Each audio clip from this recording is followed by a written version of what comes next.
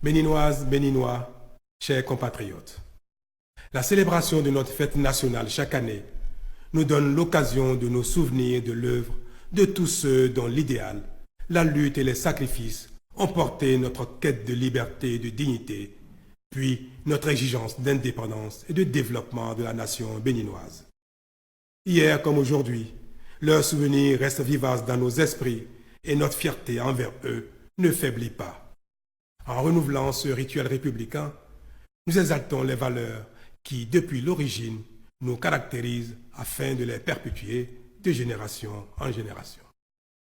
Ces valeurs font de nous un peuple brave et fier, un peuple travailleur et tolérant, dont la mosaïque, loin d'être un handicap, est une richesse vivifiante de notre développement commun.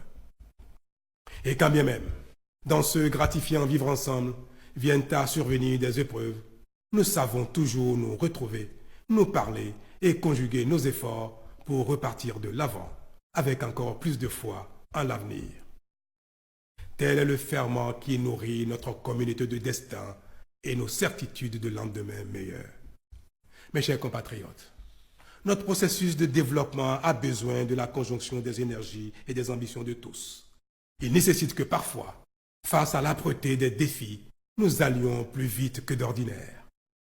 C'est justement pourquoi, depuis 3 ans, après le diagnostic posé sans complaisance, qui nous révèle nos faiblesses structurelles et nous place face à nos urgences, la dynamique que j'ai imprimée à l'action publique veut que nous fassions preuve de beaucoup plus d'efforts et d'ambition que par le passé.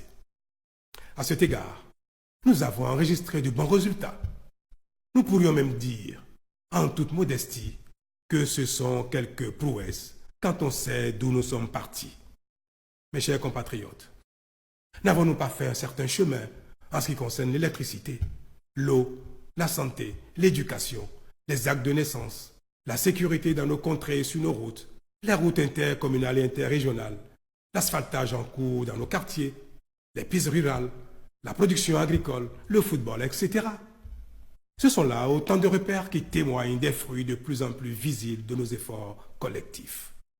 Chers compatriotes, fort de nos avancées dans le domaine de l'identité des personnes et après l'assainissement du secteur de la microfinance, j'ai décidé avec le gouvernement de donner une plus vaste ampleur au programme de microcrédit aux plus pauvres. Ainsi, la dotation de 6 milliards de francs CFA affectée en mars dernier au microcrédit aux plus pauvres sera portée à 10 milliards de francs CFA au titre de cette même année 2019. Ce même montant sera reconduit chaque année pour le renforcement des fonds de microcrédit aux plus pauvres afin d'impacter toujours plus de bénéficiaires. Dans la même logique, j'ai décidé avec le gouvernement d'instituer un programme spécial d'insertion dans l'emploi. Ce programme consistera à recruter chaque année, à la charge de l'État, 2000 jeunes diplômés à placer dans des entreprises privées ou publiques sur une période de 2 ans, avec l'espoir qu'ils sauront se rendre utiles et efficaces pour se faire recruter à l'issue de la période d'insertion. Ou alors qu'ils seront volés de leurs propres ailes dans l'auto-emploi. Ces initiatives à fort impact social constituent sans conteste autant de preuves de la répartition équitable des fruits de la croissance économique qui elle-même, parce qu'elle est de plus en plus élevée, atteste que notre pays est effectivement entré dans une phase de développement soutenu. Nous pouvons nous en féliciter.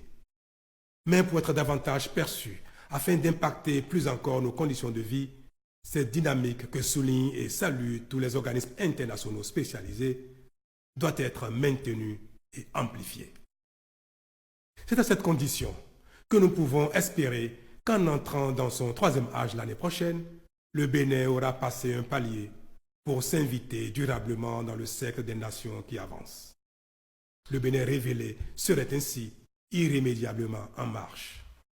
Le Bénin qui a besoin de toutes ses filles et de tous ses fils, y compris ceux qui, dans leur parcours, ont connu des moments de faiblesse au point d'entrer en conflit avec les lois de la République.